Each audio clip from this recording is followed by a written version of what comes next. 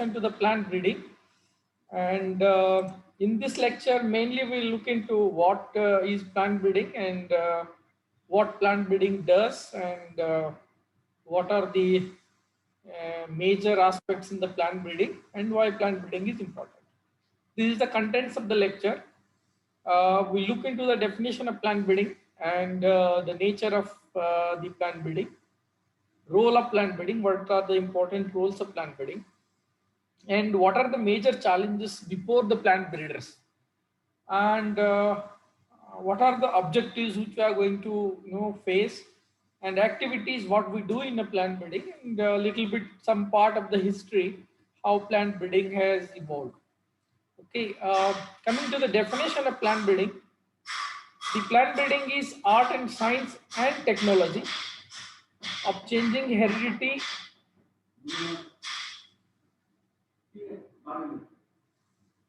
Sorry. So plant breeding is an art, science and technology, changing heredity of plants for human welfare. The definition consists, as it says, it consists of art, science, and there is a technological aspect that is involved in that. In case of initial days of the plant breeding, okay, it was why it is because everything was dependent on the selection, the observer or the selection, and they didn't know the understanding the principles of inheritance, what is the genetic involved, whether that gene is what that is controlled by single gene or the polygenes or the QTL. Nothing, no information was there. No, you can't see the genes by your eyes. So whatever the phenotype they used to see it, they used to go for the selection. So that only led to the that had led to the breeding is an art. And then why it is science? Hello, sir. Yes, Hello. am I audible? Sir, I was not unable to hear at that time. Yes, sir, am I audible? Sir, I am able to hear you, sir. Okay, you're all my slides are sharing for you. Yes, sir. Yes, sir. We can Yes, see the sir, slides and I we can can see. hear you. No Yes. problem. Okay. Then comes to the science part of the definition. Why it is called as a science? Because it has got a sound background of science, genetic principles, governing for the plant breeding. Okay, skill is not enough. Phenotype is not enough. The modern plant breeding is entirely depends on the understanding of the principles of genetics. Then comes to the technology. Why technology? Because whatever product comes out of this is utilized by the farmers in a commercial cultivation. There is a commercial angle involved in that. There is a commercial there are commercial things are involved in that. There are commercial interests are involved in that. There is a private companies which are putting the lot of manpower, and they are involved in the process of regulation, production and processing of seeds, and seeds has a value. That is the reason why it is called as a technological related one. Role of plant breeding, why plant breeding is important? Because food is a major thing. We need, human beings need food, and we need shelter, and we need clothing. For all that, one or other way, agriculture or agriculture products are involved in that. And coming to the fuels, for example, you look into the Jatropha as a biofuel, and apart from that, nowadays methanol is one of the emerging biofuel. And for that, methanol or ethanol production is dependent on the maize. They are using maize for conversion of the carbohydrate by fermentation process to ethanol production. And coming to the drugs, and many of the most of the Ayurvedic or the homeopathic, they are dependent on the medicines are dependent on the many of the medicinal plants. Nowadays, because of the corona, these Ayurvedic and the medicinal plants are getting very much importance in entertainment. For example, in many of the festivals and other thing, many of the trees, many of the fruits, many of the flowers, they are essential for the all these ceremonial functions. So that's the reason why this plant breeding is very very important. And what are the major challenges? Major among the challenges The increasing population poses a great challenge because everybody needs food, shelter, drugs. So for that, we need to produce the nutritious and healthful food for them. And squeezing arable land, increasing population, puts a lot of pressure on the urbanization and industrial development. For that, the production area is increasing. So nowadays, the concept of vertical farming, many other things are emerging out of this one. And erratic rainfall. Most of the countries' food production is dependent on the rainfall. If the monsoon is good, we are going to get a bumper good yields, and if monsoon is not good, so we face a very difficult situation from the food production angle. And coming to the mechanization, this nowadays nobody wants to be in the agriculture. So everybody wants to go for the other professional things where they don't want to be in the agriculture. If our option is given to them, 99% of the people, they don't want to go for the agriculture or the production of crops. They want to go for other options. So because of that, there is a labor force or the labor scarcity in the agriculture. For that, we need go for the mechanization, mechanical application, mechanical seedling, or mechanical manures application, irrigation, or mechanical harvesting. So everything is on mechanical one. Means just put the seed, fertilizer, and just forward it. No need of manually doing the things, just for the mechanization.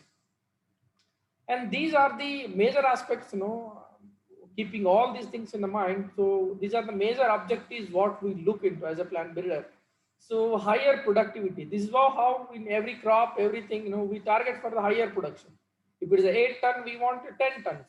Improved quality. For example, grain size, grain color, grain iron content, color, palatability, smell. So everything is on improved quality. And apart from that, diseases and insect resistance are the major important aspect that we breeders look into. And varieties for new season. For example, we have got Kharif, means it's a rainy season. There is a Rabi, means that's a winter season.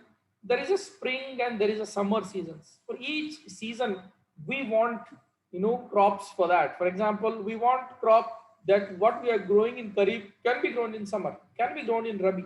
Like that, we want means the crop throughout the year we can grow it and we can harvest it. That is a concept of varieties for the new seasons and new regions. And modification of agronomic characters. There are many examples. For example, there is a doughness in the cereals, fertilizer responsiveness, lodging resistance, heat tolerance. So many of the agronomic traits we want as a breeder to be, modified.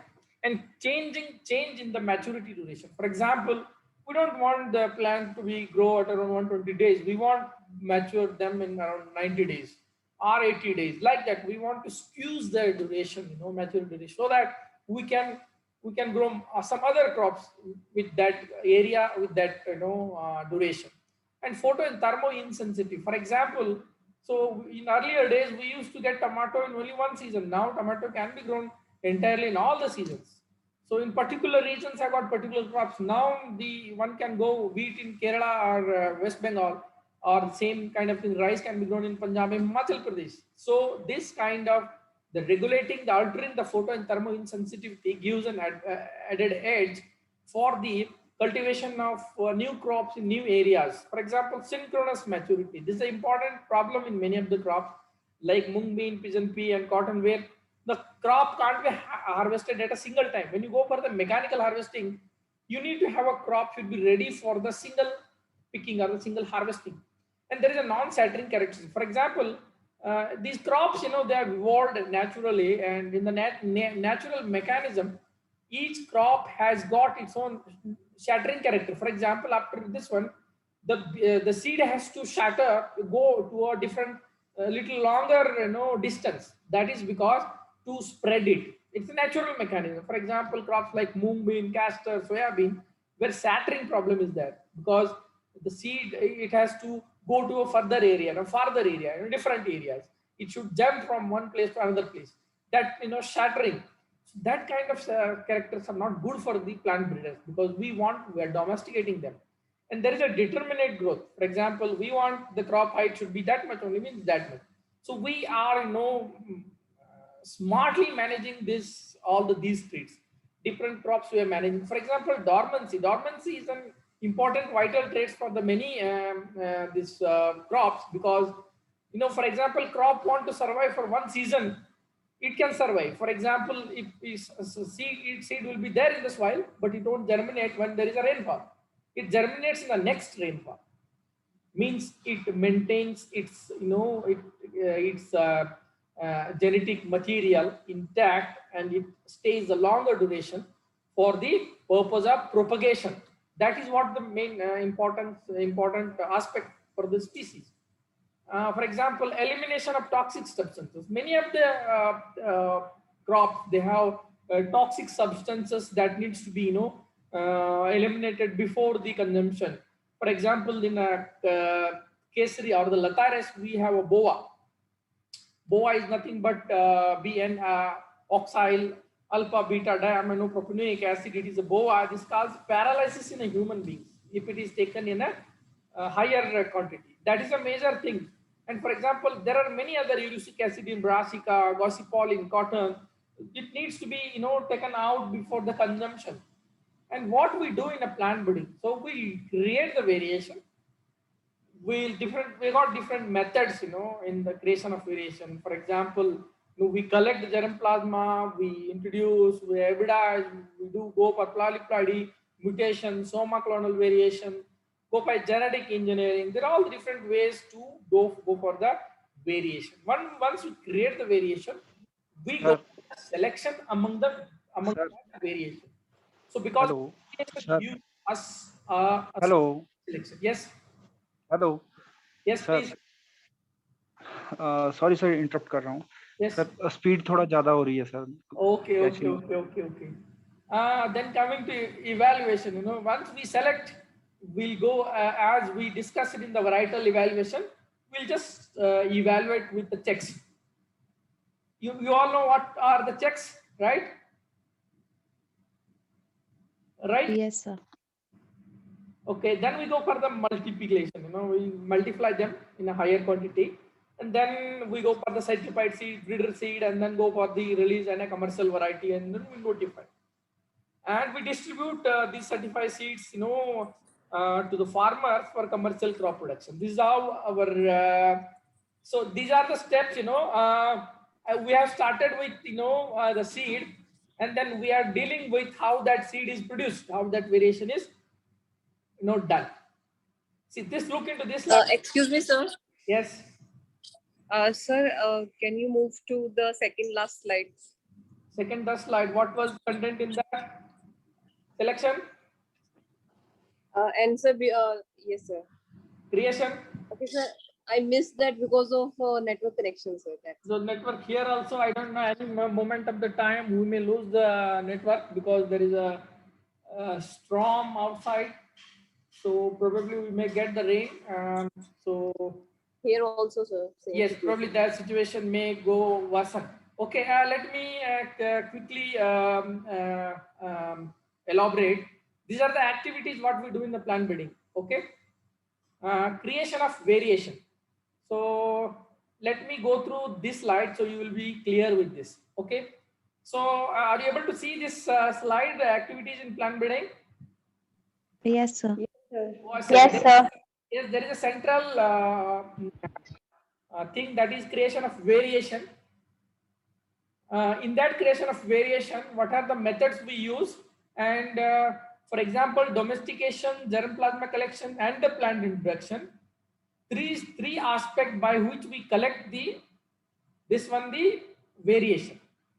And there is also variation in the domestication. There is also variation in the germ plasma collection and the plant introduction. And apart from that, there is another part in the the right side where there is a hybridization, there is a mutation, there is a polyploidy, somoclonal variation, and genetic engineering. Ultimately, the genetic engineering. By this, so what we do is, in the left side, domestication of, for example, germ plasma and introduction, where we are using the naturally available variability. Okay, this is a left hand side. And in case of right hand side, we are creating the variation using all these through mechanism. For example, hybridization, mutation, polyploidy, somaclonal variation, and then genetic engineering. Okay, through both of these things, we are exploiting this variation. By one is there is already available variability, and then another is we are creating variability. And then what we are doing is we are selecting among that variability, we are evaluating that variability, and then we are going for a large scale multiplication and then distribution. Till you are clear with this? That was Yes, sir.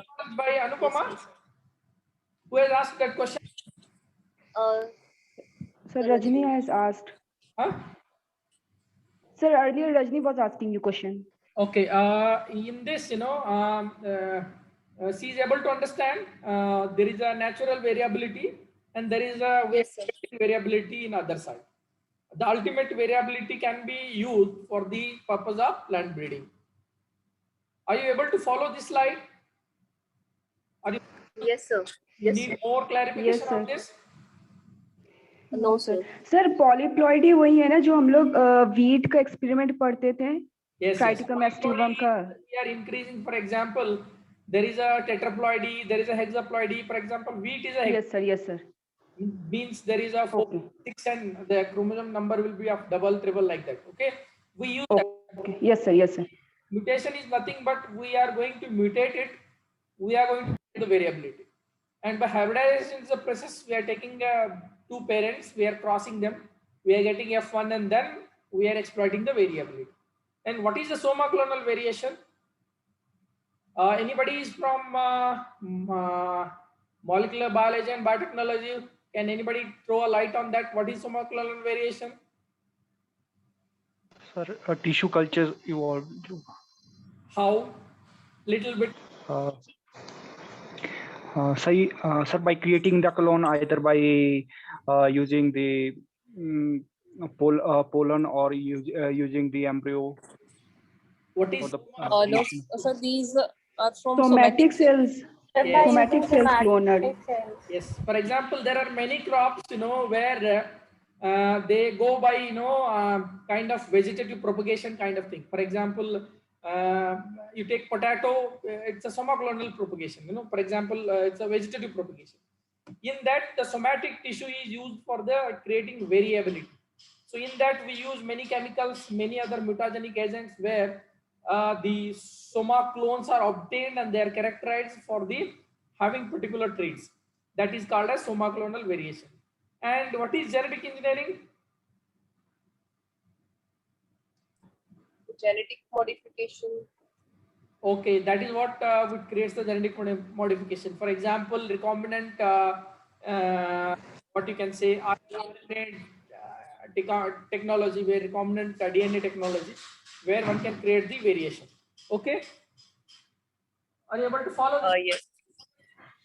Yes, sir. Okay, and then it's okay now. It's clear from your side. yes sir Yes, then coming to the next slide, where history of plant breeding, little bit history, where there we divide all this history into 4 different eras. First is pre-Mendelian era. There is we call Mendel as a father of genetics and plant breeding. Where before Mendel, how was the era? Mendelian era, during the Mendel, what was the era? And post-Mendelian era, after the Mendel, what was the situation? And the modern era, after 1950s. This is just go through these things. For example, for the greater understanding, you can just you want more to understand, you can go through the slides or you can read further.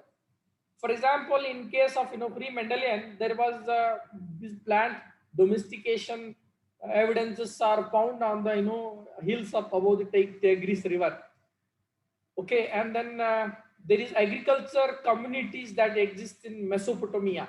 Means these are the historical things where agriculture was, in pre-Mendelian how agriculture was. Egyptians, they used yeast in wine and bread making. For example, nowadays for what we use yeast, the Saccharomyces cerevisiae, that was used long back by Egyptians in making wine and bread. There are evidences, and there is a domestication of all important food crops in the old world and all new world. That this in the domestication class, I will tell you these things. What is domestication, and how are the things. For example, there is one evidence. For example, in 700 BC, the Assyrians and Babylonians, they used to hand pollinate date palm. Means, for example, they know it. There is a male and female flowers. They are different in the different trees or the different position in a tree. So they used to pollinate from the male to female, so that then only they used to get dates. That was the excellent evidence, that was surfaced. And for example, Robert Hooke, he described the cell as, first he described the cell, and he is called as father of cell biology. And Millington, he, said that anthers function as a male organs. Camerarius, he was first to demonstrate sex in plants. Means there is a female part, there is a male part, like that. He was the Camerarius from Germany. He was the first person to describe these things. And there is this 1717, there is a Fairchild. He produced the first artificial hybrid, popularly known as Fairchild's Mute, by crossing two varieties of dianthus. These are the carnation, means flower varieties, where he crossed the two ornate. For example, this carnation he has crossed with the sweet William of the dianthus, and he was the first to produce hybrid. And Linnaeus, Carl Linnaeus, is a species of Plantarum he published. He gave the botanical nomenclature of plant taxonomy. There is a Kohlraucher in Germany. He demonstrated that hybrid offspring received traits from both the parents, and many times were intermediate of both the traits. This was a general observation by Kohlraucher. And practical aspects of hybrids was emphasized by Knight. And there is a Lamarck, Lamarckism, the theory of Lamarckism through the evolution, that the theory of evolution through the inheritance of acquired trait. If a trait is acquired, that is inherited. The theory of Lamarckism. And there is a Schrepp, is a pure line selection to develop new oats lines and new wheat cultivars. So I'm a little bit fast in this because few aspects of history you should know. And in this, there is a Brown who discovered the eukaryotic cell nucleus. Silden and Swank, they developed the cell theory. And Darwin published the origin of species. For example, somebody is using the screen. Okay, Darwin has published origin of species. How species they originated. And Mendel's experiment came in 1866. That is a very vital, important experiment. Experiments in plant hybridization. So this gave an genetical establishment of the genetical knowledge how the theory of inheritance is followed. And he has given many terms, genes, dominance of alleles for one another allele. He formulated Mendel's laws of inheritance. And in 1884, Strasburger, where he demonstrated fertilization and showed the fusion of two nuclei to form the zygote, what we discussed in the zygote formation, that he is the first person, scientifically with it demonstrated, and he showed to the people there are two nuclei that join together, two cells join together, they form the zygote. So that gives the scientific, evidence for the hybridization or the theory of, inheritance, how they are followed. And even, for example, Noasin and Guingard, they discovered a double fertilization of egg and endosperm. For example, endosperm, there is another fusion, and there is an egg, there is a double fertilization. This is called a double fertilization. This was discovered by Noasin and Guingard. And in Hopkins, they described year-to-row method of selection. There's a breeding method of selection where it was earlier to they described.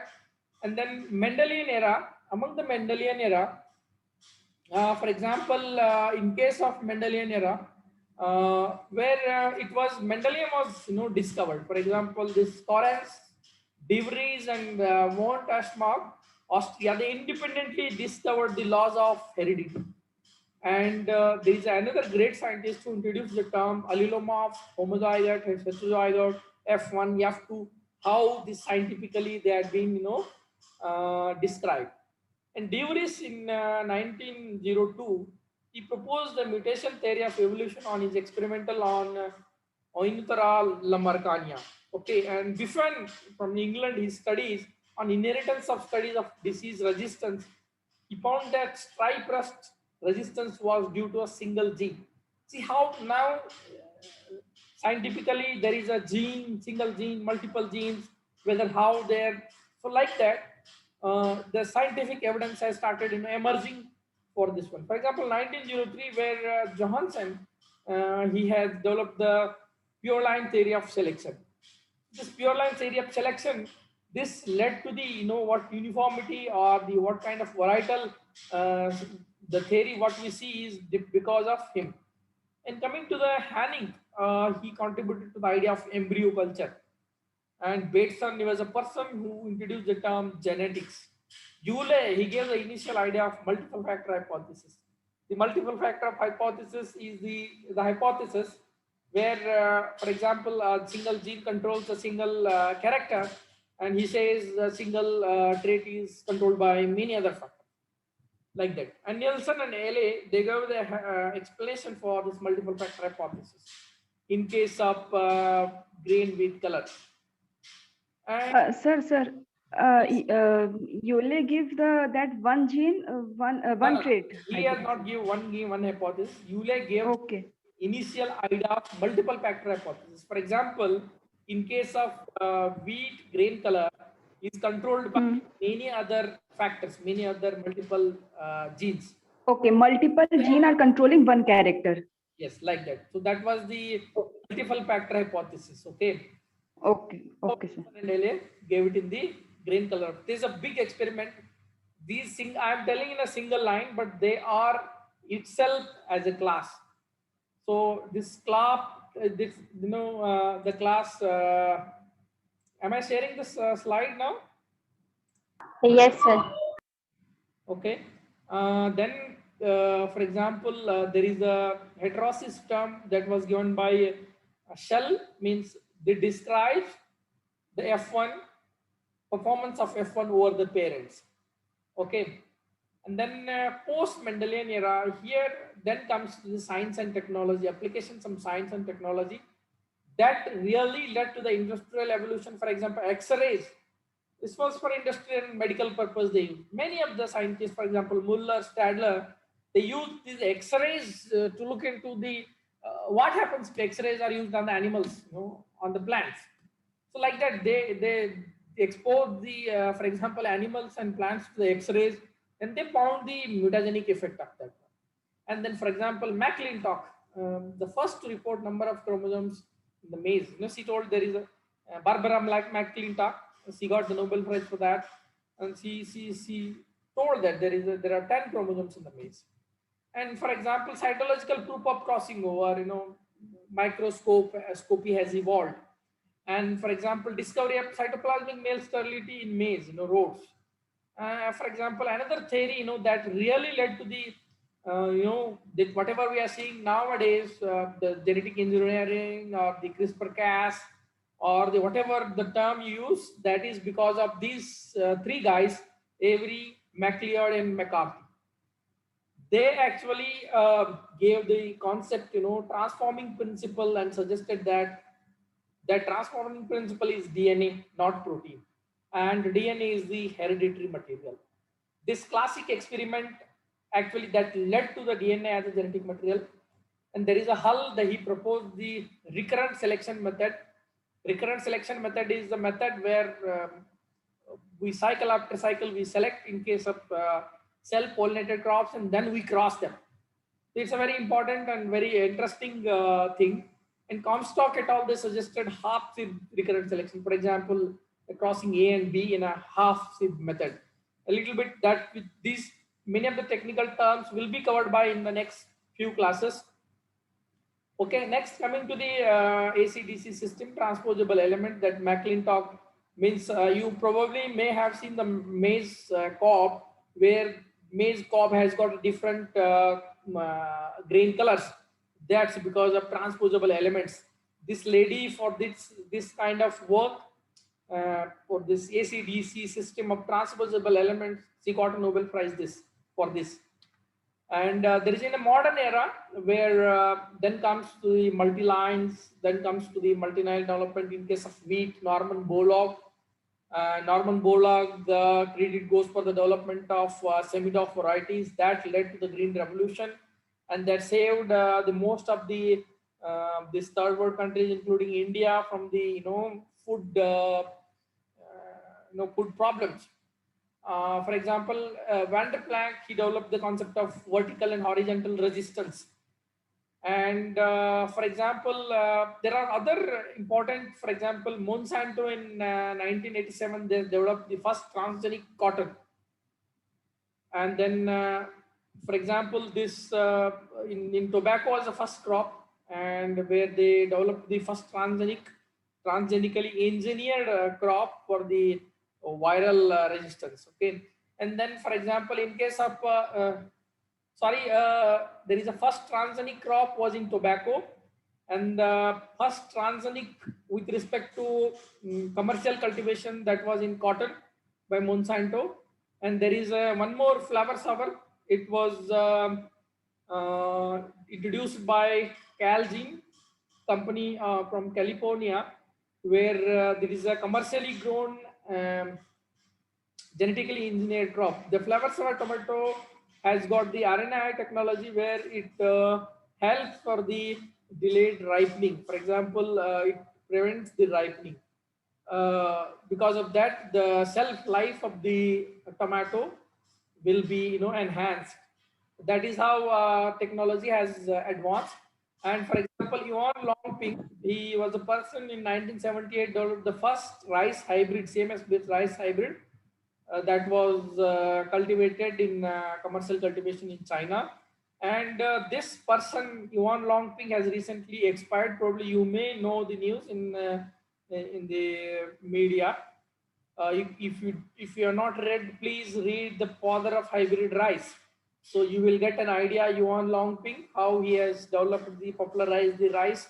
If his contribution was not there, China would have been starved to the death. He was a person responsible for China to stand now. And coming to the history of plant breeding in India, so this all started with 1871 government, the East India Company or the government of India has created the Department of Agriculture, where the IRI means Imperial Agriculture Research Institute, that was established in Pusa, Bihar, 1905. And later on, this was shifted to Pusa here in 1936 after 1934 earthquake in Bihar. And later on, 1929, ICAR, Indian Imperial or the Indian Council of Agriculture Research was established. And then there was 1921, because Britishers has got their own role. The Indian Central Cotton Committee was established, because cotton was their main raw material they used to export from here to London for the manufacture of cloth. So that was the intention behind them. Whatever this agriculture they have invested here for the purpose of exploiting our Indian goods, export them to UK, and then bring back them after processing. So that was the major their target. And later on, in order to intensify the research on other crops, so they went for this pre-crop. For example, project for intensification of regional research on cotton, oilseeds, and millets after independence, because there was a huge demand for these cotton, oilseeds, and millets. There was a scarcity. So and later on, to evolve a mechanism, so they started this All India Coordinated Maize Improvement Project. This was the first project. Through this project has led to it has laid down procedural thing for the systematic evaluation of material across India, and that created many ACRIPs in many crops for the varietal evaluation and release of many varieties in India. For example, after establishment, first maize hybrid was released. For example, Ganga 101, Deccan, and Ranjit. And first sorghum hybrid 1964 CSH1 was released, and Bajra hybrid HB1 was released in 1965. And there was 1991, the ICPH8, it was the first pigeon pea hybrid that was released for commercial cultivation in India. So there is, with this, I will ask in one question, why this commercial released pigeon pea hybrid is not successful? So I want answer from you people in the next class. Okay. So time remaining is 2 minutes. Then coming to the next class, these are the eminent breeders. T.S. Venkatraman, he is responsible for the nobilization of sugarcane. Nobilization of the sugarcane is nothing but he crossed 2 species of sugarcane. Whatever present Indian sugarcane is there because of his contribution. It produces the yield, has got a thick stem and higher sugar content. Okay, that process is called as nobilization of sugarcane. Then coming to the BP Pal, first director of ICAR, he has developed many superior disease resistance varieties of wheat along with his interest in the roses. And MS Swaminathan, as you all know, father of green revolution in India, he has developed many high yielding DOF varieties in wheat. And Pushkar Nath is the famous potato breeder, he has developed very high yielding potato varieties. And NGP Rao, he is a person responsible for the sorghum development in India. He is the first responsible for the first hybrid sorghum production in India. So this is a thank you. So please join next class, next link I have just sent you. Okay. And just Okay, sir. Okay, sir. yeah, okay.